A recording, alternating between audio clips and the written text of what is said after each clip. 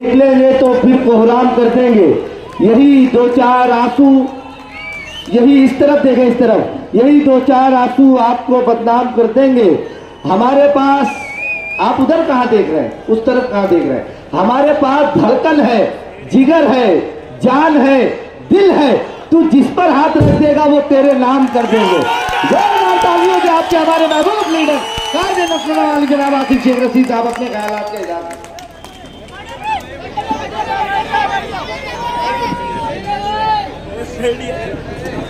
मंच पे तशरीफ फरमा हमारी पार्टी के तमाम जिम्मेदारान और इस जलसागाह के अंदर तशरीफ फरमा तमाम बुजुर्ग हजरात, नौजवान साथी और जहां तक मेरी आवाज जा रही है ऐसी मेरी माँ और बहनें और तमाम मीडिया के तमाम साथी, भाई पटाखा मत फोड़ो, तमाम दोस्तों और साथियों, 20 तारीख को पार्लियामेंट के इलेक्शन की वोटिंग है। धुलिया लोकसभा हल्के की, और आज हम कांग्रेस पार्टी की उम्मीदवार शोभा बच्चाओ, जो हमारी उम्मीदवार है इंडिया अलायंस की, उसके लिए वोट मांगने के लिए आज ये जलसा ले रहे हैं। आप 20 तारीख को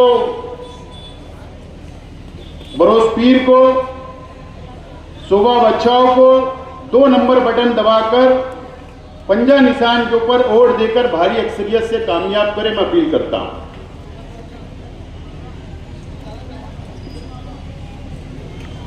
बहुत दिनों के बाद मुशारत चौक के अंदर हम लोग जलसा ले रहे हैं।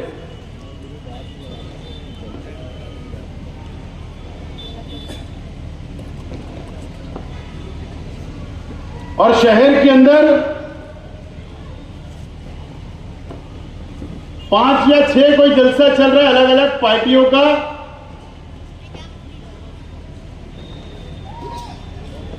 लेकिन खास बात यह है कि सब शोभा बच्चाओं की हिमायत में जलसा ले रहे हैं। और कल का दिन, कल उत्तर प्रदेश के वजीर आला योगी आदित्यनाथ भी मालेगांव शहर के अंदर जलसा लेंगे, और वो भारतीय जनता पार्टी के उम्मीदवार के लिए नहीं। कल प्रचार खत्म हो जाएगा।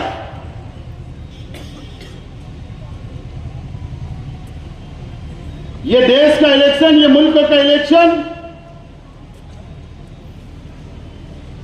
ये कोई कारपोरेशन की जैसा वर्कर लगाने का इलेक्शन नहीं है। यह असेंबली का इलेक्शन नहीं है कि गली गलियों के अंदर अदारे कल्बे नौजवान ग्रुप बनाकर इलेक्शन लड़ते हैं। ये वो इलेक्शन नहीं है। ये इलेक्शन इस मुल्क की मुस्तकबिल का, संविधान को बचाने का। एक तरफ इंडिया अलायंस है जो कांग्रेस पार्टी के नेतृत्व में, क़यादत में इलेक्शन लड़ रहे हैं अलग अलग पार्टियां मिलकर, और दूसरी तरफ भारतीय जनता पार्टी एनडीए के नाम से इलेक्शन लड़ रही है।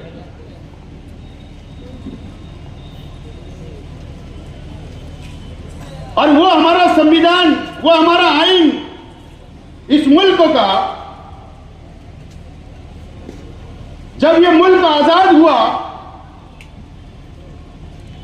तो हमारे संविधान ने, हमारे आईन ने हर मजहब के लोगों को, चाहे वो कोई भी मजहब को मानने वाले हो, सबको मुकम्मल तौर पर आजादी दी। यहां तक कि 2014 तक चाहे अटल बिहारी वाजपेयी हो, भारतीय जनता पार्टी की सरकार रही, लेकिन ये 10 साल के अंदर जो संविधान को तब्दील करने का काम किया गया, माइनॉरिटी के साथ में जुल्म करने का काम किया गया, संविधान को खत्म करने का काम किया गया और मुसलमानों के ऊपर अत्याचार करने का काम ये 10 सालों के अंदर हुआ। आमतौर पर आप लोगों को पता नहीं होता कि मुल्कों के अंदर क्या चल रहा है, कौन से मुद्दे के ऊपर, कौन सी बात के ऊपर इलेक्शन हो रहे हैं। आज भी हिंदू और मुसलमानों के बीच में इलेक्शन को लाकर खड़ा करने की कोशिश भारतीय जनता पार्टी की तरफ से की जा रही है। 1 महीना 1.5 महीना पहले हमको लगा नहीं था, जब पार्लियामेंट का इलेक्शन डिक्लेयर हुआ तो हमको नहीं लगा कि ये मुल्क की आवाम, हिंदू, मुस्लिम, सिख, ईसाई, मैं सलाम करता हूं हमारे मुसलमानों को, इस मुल्क के, मैं सलाम करता हूं यहां इस देश के किसानों को सलाम करता हूं, दलित भाइयों को, आदिवासी हो, हिंदू हो, मुसलमान हो, मैं उनको सलाम करता हूं कि पूरे मुल्क के अंदर ऐसा वातावरण बन गया, ऐसा माहौल बन गया कि इंशाअल्लाह 4 तारीख की सूरज हमारे लिए नई किरण होगी, नई उम्मीद होगी और भारतीय जनता पार्टी का सवाल होगा। आज ये हालत के ऊपर ये देश का इलेक्शन चल रहा है।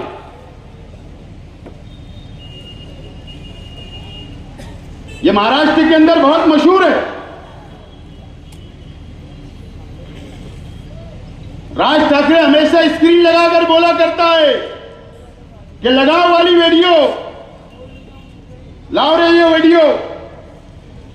आज हमने भी स्क्रीन लगाया।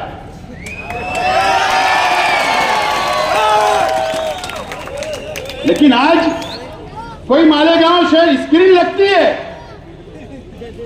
दगड़ूवाल मिल के अंदर मैंने स्क्रीन लगाया तो हमारे शहर के कई मुकामी लीडरान के पसीने छूट गए थे। कई लोगों का बैलेंसिंग, दिमागी बैलेंस बिगड़ गया था, रात भर नींद नहीं आ रही थी कि मेरी वीडियो तो नहीं बता देंगे, लेकिन उस रोज मैंने नजरअंदाज किया और आज भी कर रहा हूं, क्योंकि मुझे पता है अंधेरे में कोई ना कोई खड़ा होगा कि हमारी तो नहीं बताता। लेकिन आज वो इलेक्शन नहीं है, मटेरियल तो बहुत है, पार्लियामेंट हो जाने दो, घोड़ा मैदान सामने है, मंच हमारे भी लगेंगे, मैदान में हम भी आएंगे और कौन रंगीन मिजाज का है और कौन से मिजाज का है ये शेख आसिफ तुमको बताएगा। लेकिन आज वो नहीं है। आज ये देश का इलेक्शन है, मुसलमानों के मुस्तकबिल का इलेक्शन है, इस देश के किसानों का मुस्तकबिल का इलेक्शन है। और ये हिंदू मुसलमानों के नाम पर भारतीय जनता पार्टी जो नंगा नाच कर रही है इलेक्शन के प्रचार के अंदर, वो वीडियो में बताना चाहता हूं। शर्म आती है कि हमको देश का ऐसा वजीर आजम मिला, नरेंद्र मोदी जैसा। शर्म आती है कि अमित शाह जैसा गृह मंत्री इस देश को मिला। शर्म आती है कि इस देश के ऐसे नेताओं से जो हिंदू और मुसलमानों को लड़ाने का काम करते हैं। मैं चाहता हूं कि पहली वीडियो स्टार्ट करें। खामोशी से सुनो भाई।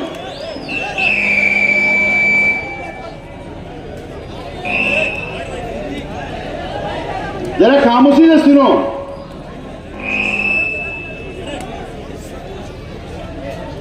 आवाज नहीं आ रही भैया। देश की संपत्ति पर पहला अधिकार रिवर्ट कर जीवन के सपनों से जुड़ा हुआ है। तुम उसे छीनने की बात कर रहे हो अपने मैनिफेस्टो में। गोल ले लेंगे, सबको वितरित कर देंगे। और पहले जब उनकी सरकार थी उन्होंने कहा था कि देश की संपत्ति पर पहला अधिकार मुसलमानों का है। इसका मतलब भाई अच्छा आदमी वहां देखो आता ना तो साफ करना, फिर से लगा। और ये आधा घंटा टाइम है, टेंशन मत लेती।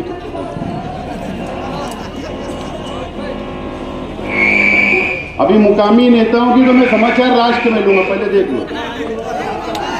कि देश की संपत्ति पर करना अधिकार सुनो भैया, मुसलमानों का है। इसका मतलब ये संपत्ति इकट्ठी करके किसको बांटेंगे? जिनके ज्यादा बच्चे हैं उनको बांटेंगे। घुसपैठियों को बांटेंगे। क्या आपकी मेहनत की कमाई का पैसा घुसपैठियों को दिया जाएगा? आपको मंजूर है ये कांग्रेस का मैनिफेस्टो कह रहा है कि वो माताओं बहनों का सोने का हिसाब करेंगे, उसकी जड़ती करेंगे, जानकारी लेंगे और फिर उस संपत्ति को बांट देंगे और उनको बांटेंगे जिनको मनमोहन सिंह जी की सरकार ने कहा था कि संपत्ति पर पहला अधिकार मुसलमानों का है। भाइयों बहनों, ये अर्बन नक्सल की सोच, मेरी माताओं बहनों, ये आपका मंगलसूत्र भी बचने नहीं देंगे, यहां तक जाएंगे। मैं कहना दोस्तों और साथियों, ये हमारे देश के वजीर आजम हैं।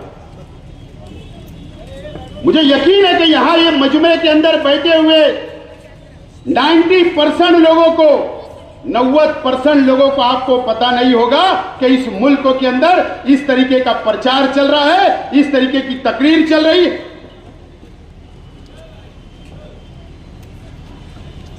वजीर आजम को ऐसी बातें बोलना चाहिए क्या?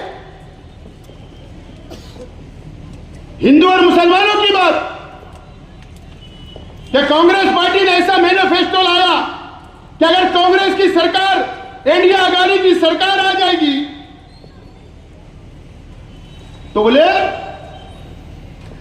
हर घर का बोले सर्वे कराया जाएगा, सोने का सर्वे होगा कि कौन सी बहन के पास, कौन सी मां के पास कितना सोना है, और वो छीनकर बोले मुसलमानों को बांट दिया जाएगा। और यहां तक कहा गया कि मंगलसूत्र भी हमारी हिंदू बहनों का छीनकर मुसलमानों को बांट दिया जाएगा। इस तरीके की तकरीर यह पार्लियामेंट के चुनाव के अंदर नरेंद्र मोदी जी ने कही। नरेंद्र मोदी जी और भारतीय जनता पार्टी और आरएसएस को, यह इंडिया सरकार को मैं बोलना चाहता हूं, अरे हम वो मुसलमान है, वह हमारा अपना मजहब है, वह हमारी शरीयत है कि मुसलमान जकात देता है, करोड़ों नहीं अरबों रुपया जकात। कई मां बहनों के घर बसाता है, कई के गले के अंदर मंगलसूत्र सजाता है। हम तो देने वाली कौम है, लेने वाली कौम नहीं है। तुमने ही कहा था कि मैं झोला लेकर आया हूं, तुम मांगने वाले हैं और हम देने वाले हैं। आपने अपनी पत्नी को तो नहीं संभाला, एक मंगलसूत्र नहीं संभाला, तुम क्या बात करोगे कि मुसलमान को क्या मंगलसूत्र की जरूरत है? यह राजकारण इस देश के अंदर चल रहा है और हम आज भी बेदार नहीं है। आज भी हम बेदार नहीं है कि ये इलेक्शन क्या है। इस मुल्क के अंदर इस तरीके का इलेक्शन, इस तरीके का प्रचार चल रहा है। बहुत सोच समझ के फैसला करना है। अगर हमसे जरा सी भी गलती हो गई तो याद रखना, संविधान जब खत्म हो जाएगा तो हो सकता है कि यह भाजपा प्यारे से हमारा वोट का अधिकार छीन ले। आप ऐसा समझ के जाइए पुलिंग बूथ के ऊपर कि हमारी आखिरी वोट है और आखिरी वोट इतनी ताकत से हम डालेंगे इस देश के अंदर कि नरेंद्र मोदी जी अब 4 तारीख के बाद वजीर आजम नहीं रहेंगे और गोला लेकर आप फिर वो गुफा के अंदर जहां आपने केदारनाथ जाने का बोला था, आपको 5 जून को केदारनाथ जाना पड़ेगा। दूसरी वीडियो लगा। हमारे देश की संसद ने अभी नागरिकता कानून से जुड़ा एक महत्वपूर्ण बदलाव किया, लेकिन ये कांग्रेस वाले और उसके साथी क्या कर रहे हैं? हो हल्ला मचा रहे हैं, तूफान खड़ा कर रहे हैं और उनकी बात चलती नहीं है तो आगजनी फैला रहे हैं। भाइयों बहनों, जो आग लगा रहे हैं, टीवी पे उनके जो दृश्य आ रहे हैं, ये आग लगाने वाले कौन हैं वो उनके कपड़ों से ही पता चल जाता है। इन दृश्यों को देखकर के पक्का हो रहा है कि मोदी ने, देश की पार्लियामेंट ने, भारत की सरकार ने नागरिकता का कानून बना करके देश को भी बचा लिया है। दोस्तों, जो पार्लियामेंट के अंदर जो हम जगह जगह के ऊपर तकरीरें करते हैं, अखबार के अंदर आता है कि एनआरसी लग गया, काला कानून हमारे खिलाफ, CAA लग गया। ये नरेंद्र मोदी जी वो तकरीर के अंदर बोल रहे हैं। शर्म आती है हमको कि एक देश का, हमारे देश का पंतप्रधान कोई एक पार्टी, एक धर्म का नहीं होता जब वो कुर्सी के ऊपर बैठता है, लेकिन जब एनआरसी का कानून लगा, CAA का कानून लगा, तो हिंदू, मुस्लिम, सिख, ईसाई और दलित भाई सब रास्ते के ऊपर जुलूस निकाले, एहतजाज किया। तो वो कह रहे हैं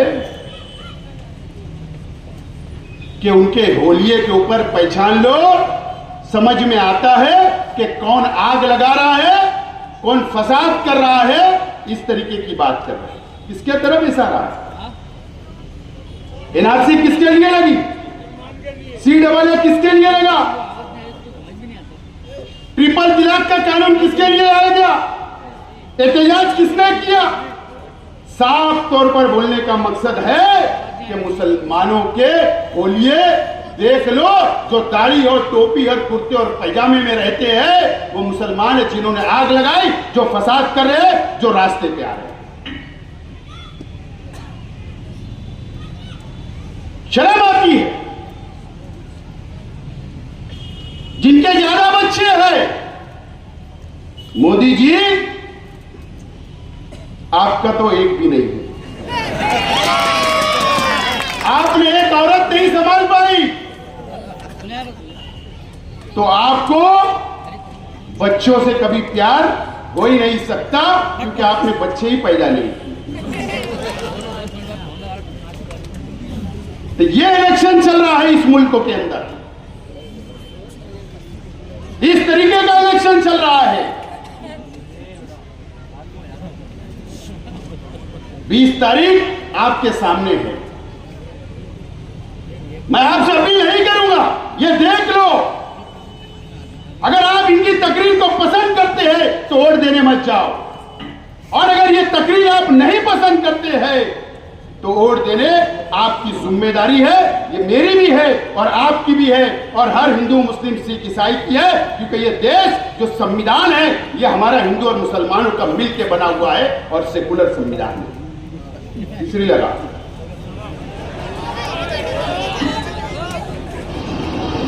उद्धव ठाकरेंच्या शिवसेनेला मतदान करा।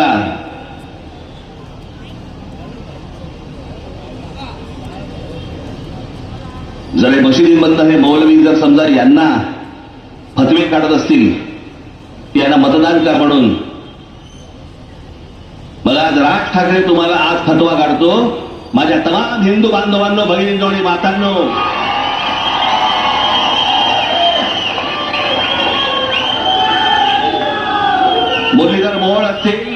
भारतीय जनता पक्षाचे काही अजून इतर कुठचे शिंदेचे अजित पवारांचे जे उमेदवार असतील त्याला भरघोस मताने मतदान करा. ही जी अनेक लोकांची जी चळवळ चालू आहे ना, चळवळ काँग्रेसला मतदान करण्याच्या दृष्टिकोनात, हे कशासाठी? कारण गेल्या 10 वर्षामध्ये तोंड वरती नाही काढता आलंय ना.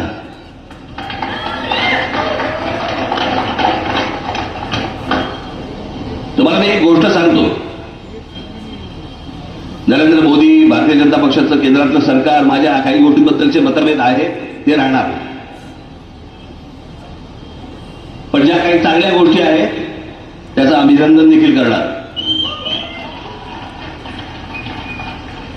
जे अनेक चांगले मुसलमान आहेत, जे आपापल्या कष्टाने कामं करतायत, नोकऱ्या करतायत, व्यवसाय करतायत, त्याचा विषय येत नाही. पण काही जे वाह्यात आहेत,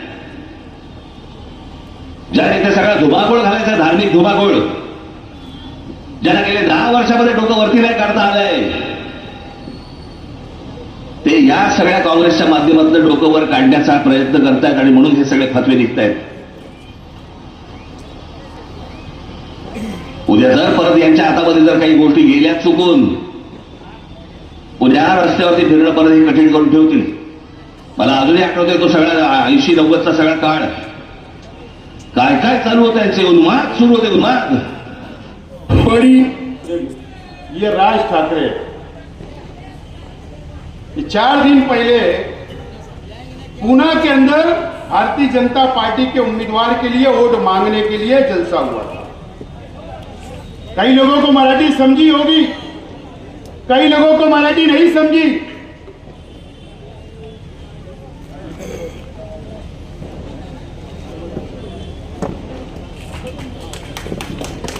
डॉक्टर शोभा बच्चाव आए हैं, उनका स्वागत करो और सुबह जलसा चलता रहेगा. मैडम आप परिचय कर लो. मेरे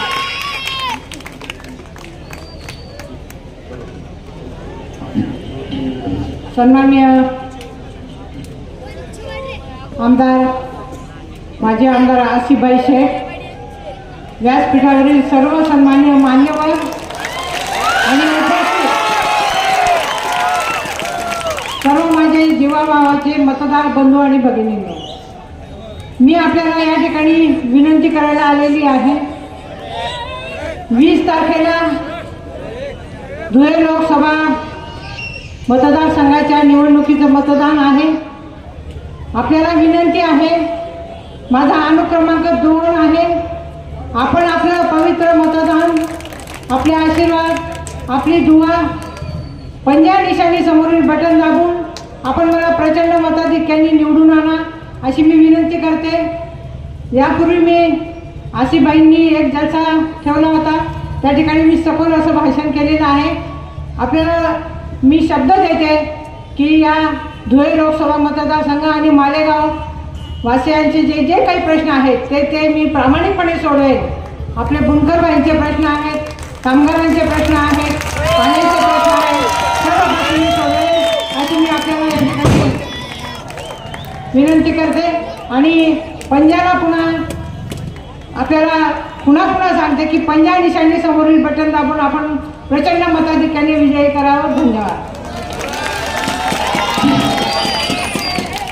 मैडम को और दूसरी तरफ जाना है.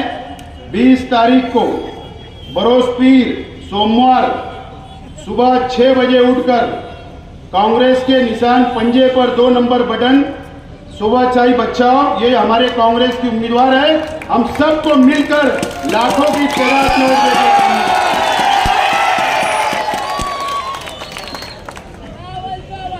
दोस्तों और साथियों, ये अभी जो आपने वीडियो देखी, आपको कई लोगों को मराठी समझा और कई लोगों को मराठी नहीं समझी. ये पूना के अंदर बोला गया. क्या बोला गया?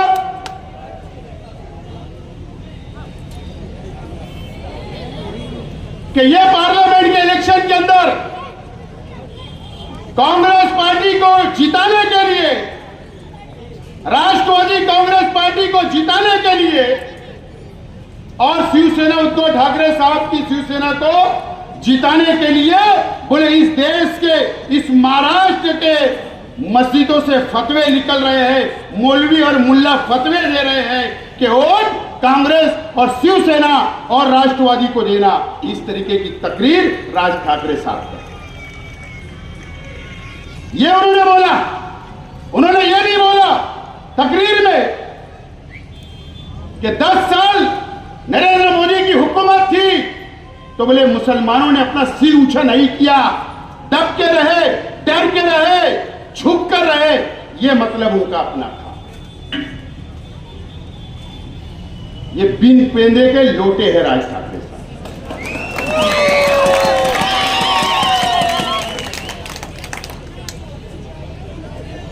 पिछले इलेक्शन के अंदर ये नरेंद्र मोदी को गालियां दे रहे थे और ये बोल रहे थे कि महाराष्ट्र के अंदर नरेंद्र मोदी, अमित शाह को मैं कदम रखने नहीं दूंगा, और आज उनके तलवे चाटने का काम कर। मुझे बताओ, मेरा सवाल है, फतवा जब निकलता है, अगर मुफ्ती इकराम हमारे देश के, हमारे दुनिया के कोई भी मुफ्ती, कोई भी आलिम अगर फतवा देता है, एक फतवा बता दो कि कभी वोट देने का फतवा निकला क्या? एक फतवा बता देना। इस देश के अंदर एक मुफ्ती ने अगर कोई फतवा निकाला है तो शेख आसिफ राजकारण छोड़ देगा, राजकारण।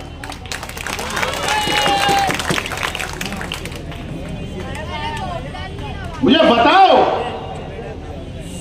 क्या हमारे मुफ्ती, इस मुल्क के मुफ्ती, उलमा, ये कैंडिडेट कौन मुसलमान थी क्या? सुबह बच्चाओ, उनका धर्म हिंदू है, मराठा है। महाराष्ट्र के अंदर 48 सीटें महाविकास आघाड़ी की लड़ रही है, 48 लोग हिंदू हैं। एक मुफ्ती का फतवा हिंदू भाई के वोट देने के लिए क्यों निकलेगा? लेकिन हमारे मसाजिद को बदनाम करना, हमारे उलमाओं को बदनाम करना, हमारे मुसलमानों को बदनाम करना और हमारे नाम पर सियासी दुकान चमकाना और वोट मांगना हमारे हिंदू भाइयों से आज अल्लाह का करम है कि हिंदू भाई भी समझदार हो गया। अब इनके छछन में आने वाला नहीं है।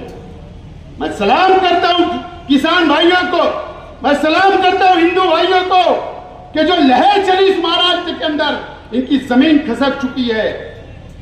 ये राजकारण चल रहा है, इस तरीके की वोट इस मुल्क के अंदर और इस महाराष्ट्र के अंदर मांगी जा रही है। दोस्तों, ये मैं आज आपको बताने के लिए इसके लिए लाया।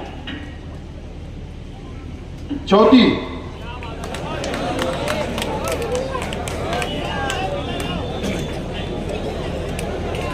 मात्रा में गौ हत्या के मामले आते थे। मैं आपको विश्वास दिलाकर जाता हूं, मोदी जी को तीसरी बार प्रधानमंत्री बना दो, गौ हत्या करने वालों को उल्टा लटका कर सीधा करने का काम है। ये सीता माता की भूमि है, यहां गौ हत्या नहीं चल सकती। ना गाय की तस्करी होने देंगे, ना गाय की हत्या होने देंगे। ये नरेंद्र मोदी का वादा। दावा ये हमारे देश के गृह मंत्री है अमित शाह जी। इनकी जिम्मेदारी क्या है कि इस देश का लैंड ऑर्डर, इस देश के अंदर अमन रहे, भाईचारा रहे। ये उनकी जिम्मेदारी है। इन्होंने बिहार के अंदर तकरीर की अभी इलेक्शन में, क्या बोल रहे हैं? हम इस बात के, इस देश का मुसलमान कभी भी गाय का कत्ल नहीं करता, ना कुर्बानी नहीं करता और ना हम गाय का गोश्त खाते हैं। हमारे उलमा को तो फतवा है कि मत खाइए।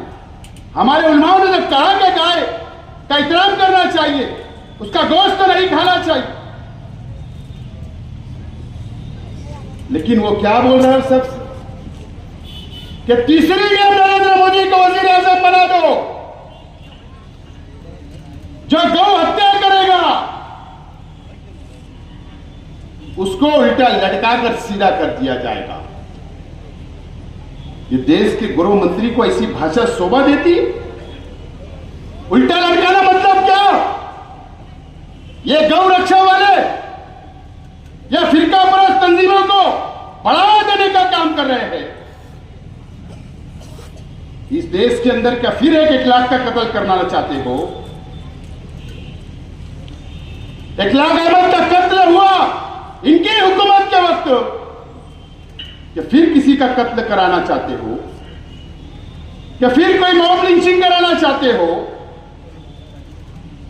पहलू खान का कत्ल हुआ राजस्थान में, या फिर कोई तीसरा पहलू खान बताना चाहते हो?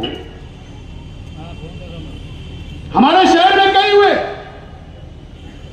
यहां पर कुरैश बिरादरी के बहुत लोग हो गए। जब ये लोग भी आवाज देते तो हम खड़े रहते। याद रखना, मैं आप लोगों से बोलना चाहता हूं कि अगर इनकी हुकूमत आ गई तो ये 10 साल के अंदर जितना हम पर जुल्म किया गया उससे कई ज्यादा जुल्म हमको सहना पड़ेगा। याद रखना मेरी बात। 5वीं लगाओ। अब हमारे शहर के नेता की है, बताइए।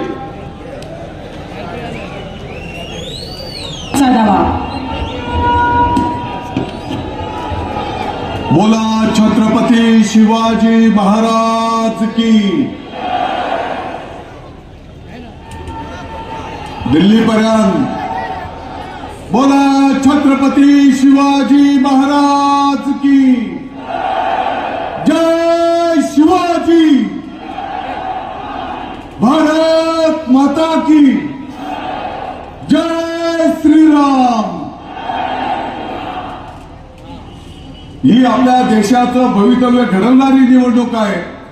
आपण जर बघितलं असेल आतापर्यंत ज्या ज्या ठिकाणी मतदान संपन्न झालं त्या त्या ठिकाणी विशिष्ट लोक मोठ्या संख्येने मतदानाला बाहेर पडतायत आणि या गोष्टीची खबरदारी तुम्हाला सगळ्यांना घ्यावी लागणार आहे। तुम्हाला सुद्धा मोठ्या संख्येने मतदानाला त्या ठिकाणी उतरावं लागणार आहे आणि मोदी साहेबांचे हात आपल्याला बळकट करायचे। ये कौन है, पहचानते हैं क्या? कौन है? हमारे बाह्य मतदार संघ के एमएलए दादा भूसे साहब हमारे जिले के पालक मंत्री महोदय है।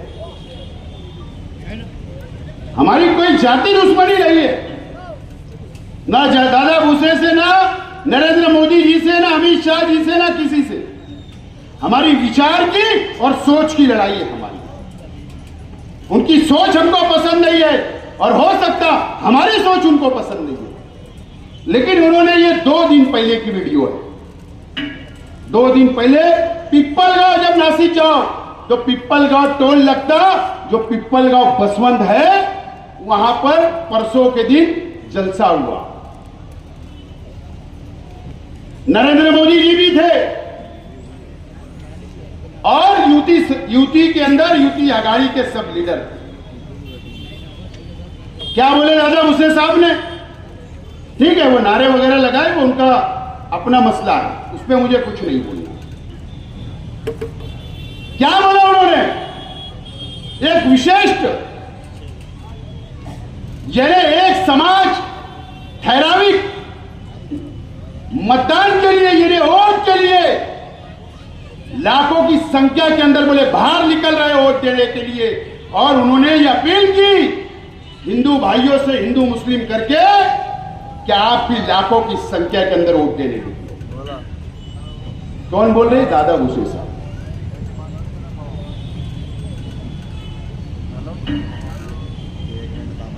दादा भूसे साहब, आपका चेहरा अब ये शहर में देख चुका है।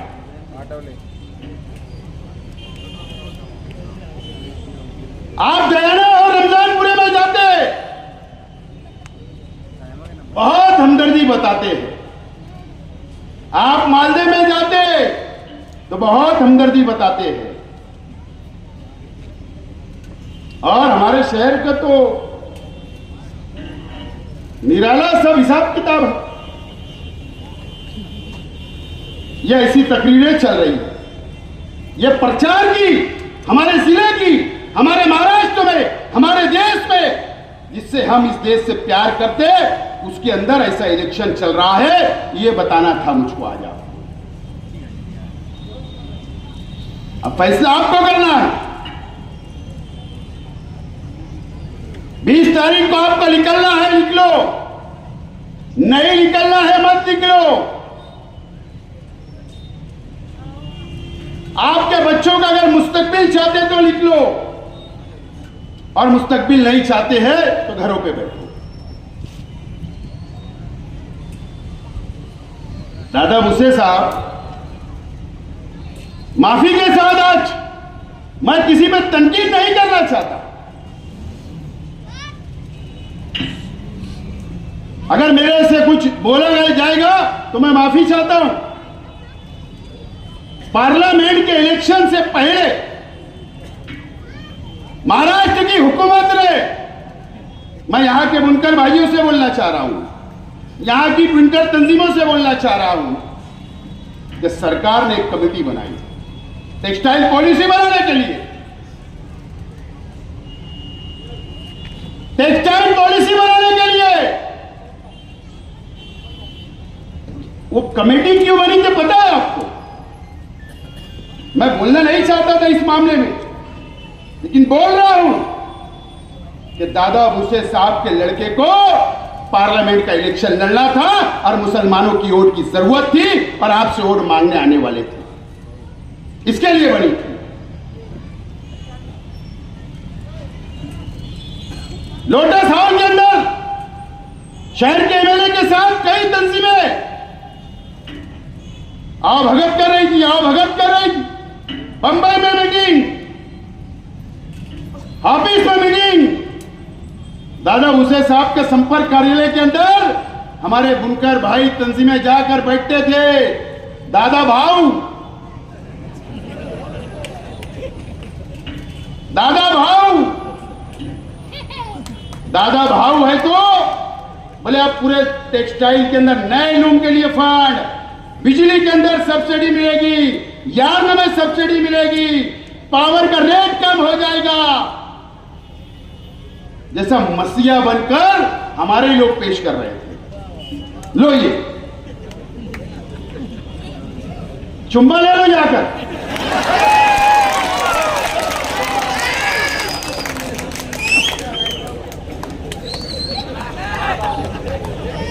बुनकर भाइयों से मैं बोलना चाहता हूं, मैं पहले माफी मांग लेना भैया, और माफी मांगने में कोई छोटा उटा होता नहीं। शेख रशीद साहब ने सिखा दिया।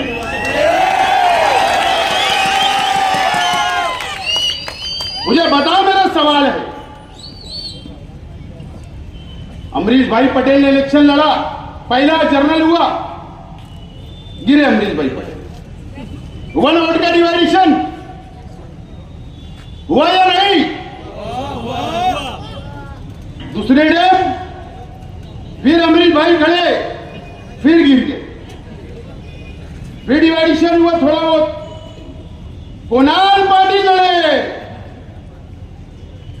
फिर वंचित से नबी अहमद साहब ने इलेक्शन लड़ी। और मुझे याद होगा, चाहे मैं गलत ना हो, मेरी याददाश्त अच्छी हो, हालांकि थोड़ा उनका भी प्रचार होना चाहिए, यूसुफ इलियास साहब का, उन्होंने भी उनके ही साथ थे। जब जब शहर को यह मौका मिला, जब जब ये शहर ने गलती किया,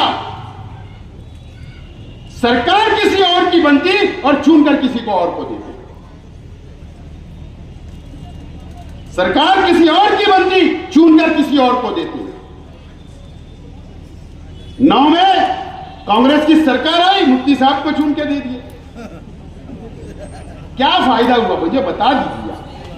मैं ठीक है, इलेक्शन हो गया गया, हर चीज लगी रहती है, ये मानने वाले बहुत बड़ा कलेजा है, कोई बात नहीं। 14 में वहां आया तो बहुत कोशिश किया, बहुत लड़ा, लेकिन बदकिस्मती थी कि सरकार हमारी नहीं थी। 19 में मैं लड़ा, फिर मुफ्ती साहब को दे दिए, कांग्रेस की सरकार है। ये शहर का टेक्सटाइल, ये शहर का पावर लूम, तुम जिसके भरोसे में चाहते हो कि ये टेक्सटाइल आगे बढ़े, सहूलत मिले, तो अगर गलत फैसले लेते रहोगे तो कभी फायदा नहीं होगा। ये वो दादा गुस्से साहब है, अपना मुफाद था तो आपके साथ, आपके पास आ रहे हैं, बाजू में बजा रहे थे, अखबारात के अंदर रीडिंग, वहां से वीडियो, क्या चैनल वालों को बंबई साथ में, मंत्रालय में साथ में, गाड़ी से उतर रहे तो फोटो वीडियो, होटल में खा रहे तो वीडियो, अजीब काम। ये मुफाद था। अब बताओ उनका चेहरा बेनकाब हुआ क्यों नहीं? विशेष समाज मतलब क्या? यानी मुसलमान बाहर निकल रहा बोले ऑटो के लिए, तुम भी लिख लो। ये जुमला ये शहर के लिए, हिंदू मुस्लिम एकता के लिए घातक जुमला है, और एक पालक मंत्री को इस तरीके का जुमला का इस्तेमाल नहीं करना चाहिए था। जिम्मेदार व्यक्ति, ये इलेक्शन चल रहा है इस देश का, इस महाराष्ट्र का और ये शहर का, ये इलेक्शन चल रहा है। मैंने पूरी 5 वीडियो के अंदर आपको दूध का दूध और पानी का पानी करके बता दिया।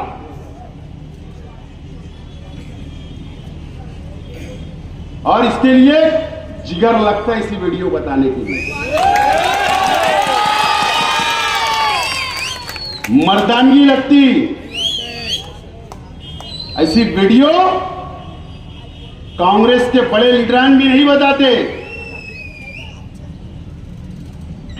न बड़ी बड़ी पार्टियों के नहीं बताते। मुझे मालूम है इसका परिणाम मुझे भुगतना है, लेकिन अगर ये सरकार, बीजेपी के लोग अगर जेल के अंदर भी डाल देंगे, लेकिन अगर मेरी कौम ये बेदार हो जाएगी तो मैं समझूंगा वसूल हो गया, चाहे मुझे 1 महीना 2 महीना जेल में।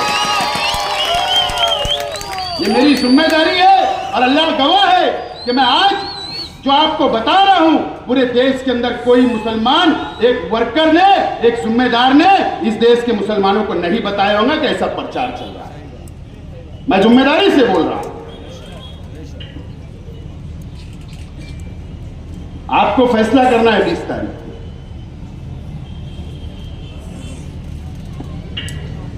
शहर के एमएलए साहब का मैं बहुत एहतराम करता हूं। 2 दिन पहले जलसा हुआ,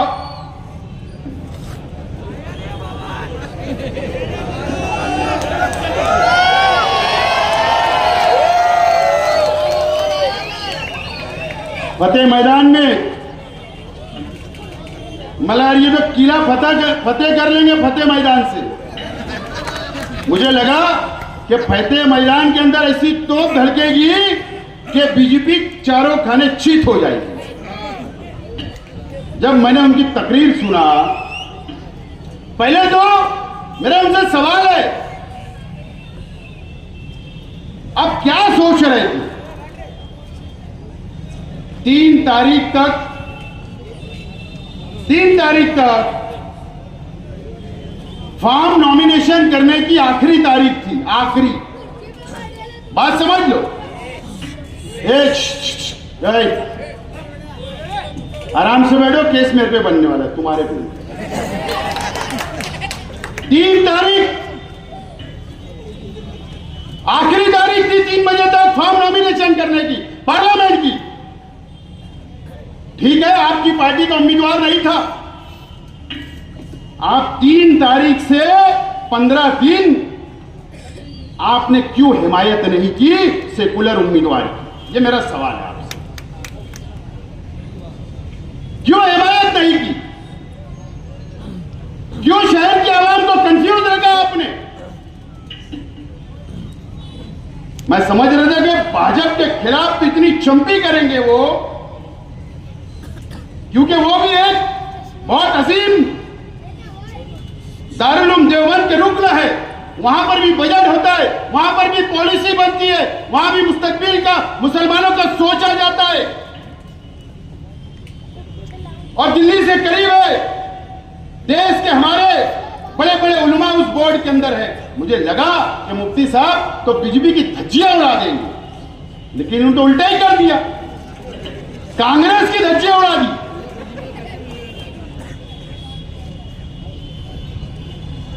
लेकिन मैं भी एक बात बोलना चाहता हूं आज कि कांग्रेस पार्टी को भी यह 10 साल के अंदर यह बात तो समझ गई और नरेंद्र मोदी को भी यह बात समझ गई। कांग्रेस को अब समझ रहा है कि मुसलमान जब इत्तेहाद के साथ किसी के पीछे खड़े रहता है तो तानाशाह को भी झुकना पड़ता है। यह मुसलमानों ने बताया और कांग्रेस को भी यह समझ में आ गया 10 साल के अंदर कि जितनी बेवफाई हमारे साथ की गई, तो आज हम तुम्हारे साथ खड़े हैं, तो आज तुम ताकत में दिख रहे हैं। दोनों को हमारा एहसास हो गया। मैं सलाम करता हूं मुल्क के मुसलमानों को, सलाम करता हूं।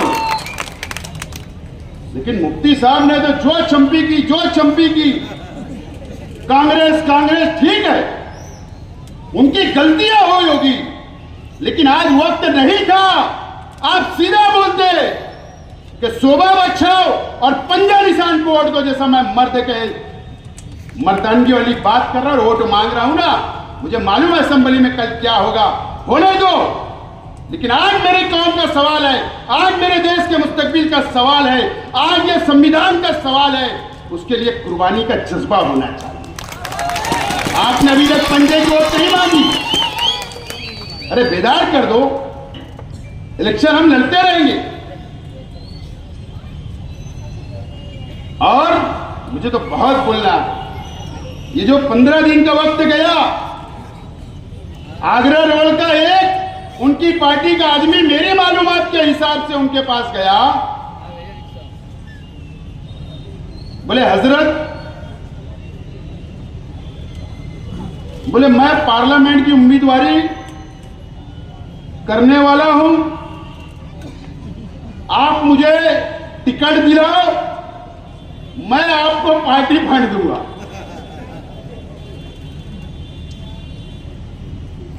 बात में 99% सच्चाई है। जो मेरे पास मालूमात आई, हजरत भी परेशान हो गए। मैं 10 टाइम स्कूल 1 टिकट या 2 टिकट कारपोरेटर का दूं, ये पार्लियामेंट की बात कैसे कर रहा है? हजरत बोले ठीक है, मशवरा करेंगे, ऊपर बात करेंगे।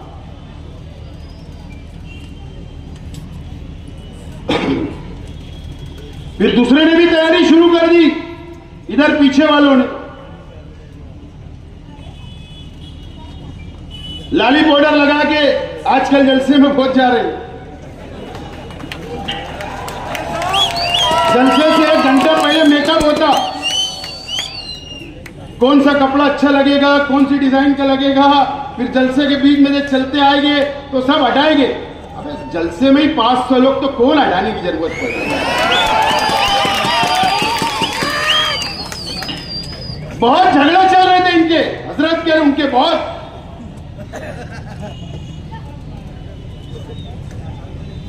मेरी मालूमात के हिसाब से इन्होंने भी कहा कि मैं भी लड़ना चाहता पार्लियामेंट,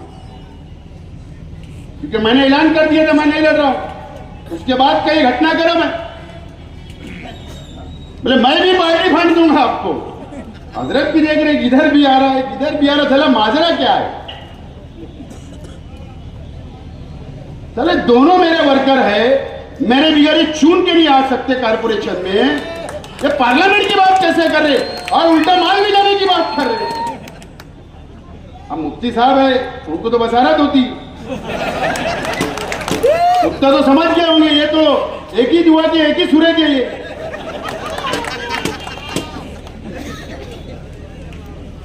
तो ये खुद रेस में लग गए मेरी माल। बोले माल तो कैसे तो आ रहा है, ये इनका तो खर्चा नहीं करेंगे, इतना बड़ा इलेक्शन है, इनका खर्चा नहीं करेंगे। तो ये खुद रेस में लग गए। अब इन्होंने भी 100 किलो का थैले भर के माल मांग लिया। सामने वाले बोले नहीं, इतना माल नहीं दे सकते हम, उसका आधा थैला करो 50 किलो वाला तो मामला जमेगा बोले। अब ये देखिए कि अगर मैंने नहीं बोल दिया तो ये दोनों में से कोई उनके हत्थे चढ़ गया अगर, तो मेरी मुसीबत हो जाएगी। इन्होंने भी ऊपर फोन करके बोले नहीं, सेकुलर उम्मीदवार अगर हार जाएगा तो हम पे दाग लग जाएगा। इन्होंने क्या करे, खुद का तो नुकसान हो रहा, उनको मालूम है चल जाएगा, वो कभी भी वो नुकसान का सौदा नहीं करते। इन्होंने इनके दोनों की खाने के अंदर मट्टी डाल दी। उसके बाद तो वो मीटिंग में मुफ्ती साहब की धुलाई, वो तकरीरों में धुलाई, वो प्रेस में धुलाई, ये पूछो मत। असल में मसला ये है। बहरहाल मुफ्ती साहब को मुबारकबाद कि अच्छा फैसला किए, तुमने टिकट नहीं लिए। मैंने भी समझदारी से रिवर्स आया हूं, आप भी रिवर्स आए, अच्छा फैसला करें, मैं मुबारकबाद देता हूं, चाहे आपके दिल में कुछ भी हो। लेकिन मट्टी तुमने जरूर डाली। तुम भी राजकर्मी हो गए मुफ्ती साहब, सियासी हो गए, तुम्हारी भी मोटी चमड़ी हो गई। ये बात तो बिल्कुल साफ हो गई, मोटी चमड़ी इनकी हो गई। कितने भी हमला करो, अबे बोलते मोरी इतनी मोटी चमड़ी हो गई या मुझे कोई असर नहीं होता, ऐसे ही ना मालूम को। असल बात ये, लेकिन सवाल तो ये है, सवाल तो ये है कि 15 दिन क्यों लगे, क्यों कांग्रेस के खिलाफ बोला गया, क्यों शहर की आवाम को कंफ्यूज किया गया, क्यों पंजे के ऊपर वोट नहीं मांगी जा रही। मांगो, 6 महीने बाद बड़ा मैदान सामने रहेगा, लड़ लेंगे। ये मुस्तकबिल का, कौम के मुस्तकबिल का है।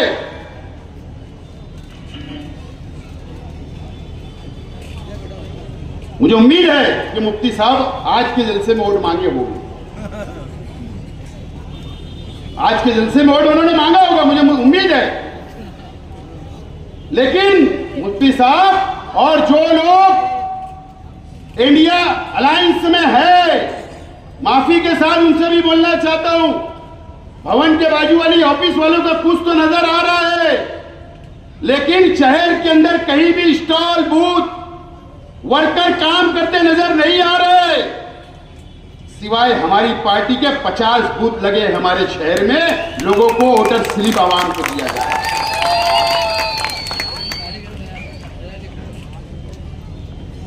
बचे कल शनिचर इतवार 2 दिन है, सब इख्तिलाफ भूल जाओ, निकल पड़ो और बता दो भारतीय जनता पार्टी को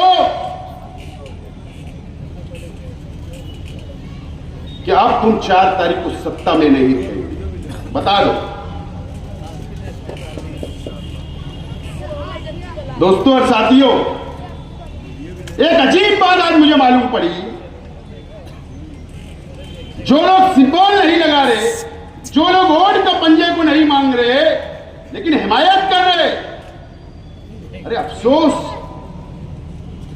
कि मेरे को एक शख्स ने आके बताया,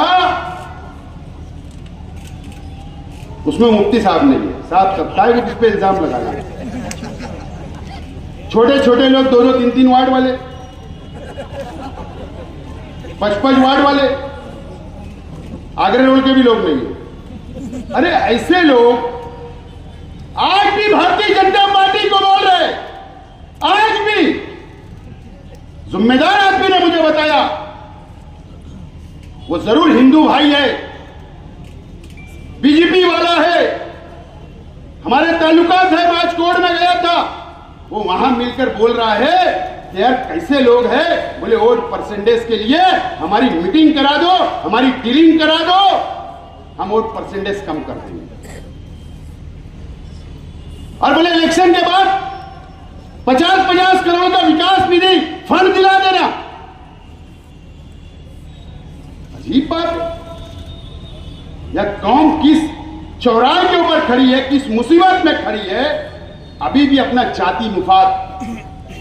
असल में तरबियत जैसी होती है ना, जैसा सिखाया जाता है ना, वैसे ही बच्चा सीखता है और वैसे ही किया जा रहा है। ये कौम को बेचने का सौदा आज तक किया जा रहा है। और कई वार्ड के अंदर जहां हमारे कारपोरेटर नहीं है, हम वहां भी बूथ लगा रहे, तो वो क्या बोल रहे, जो माल आएगा छल लेंगे, कर लेना बोले वो राष्ट्रवादी के लोग करेंगे। अबे हम तो करेंगे। ये शहर के अंदर चल रहा है, इसलिए आज ये केस बनेगा चलेगा, कल जेल जाऊंगा चलेगा, लेकिन आज मुझे साफ साफ बात ये शहर के आवाम से करनी है।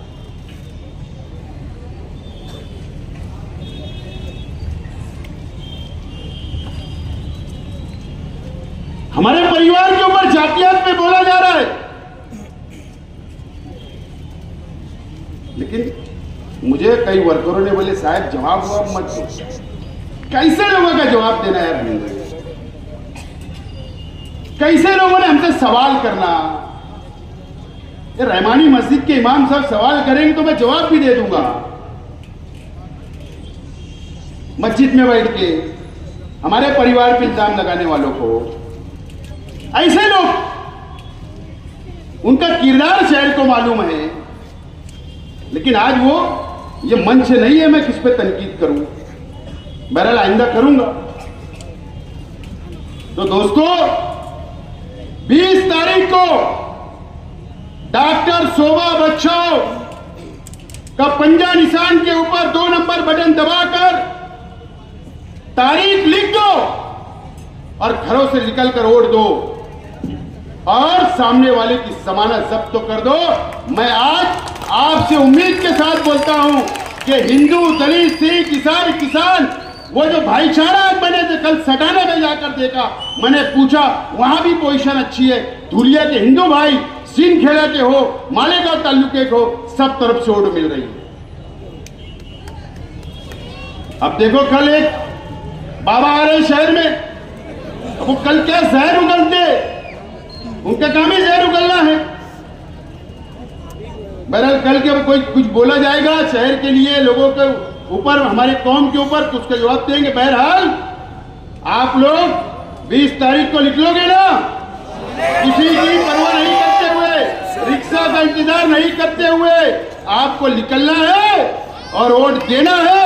और इंशाअल्लाह 4 तारीख का सूरज हमारे मुस्तकबिल के लिए होगा। बहुत बहुत शुक्रिया, खुदा हाफिज। और हमारे स्टॉलों के ऊपर स्लिप लेकर हासिल कर लो। शुक्रिया, खुदा हाफिज, अस्सलाम वालेकुम, जय हिंद, जय महाराष्ट्र।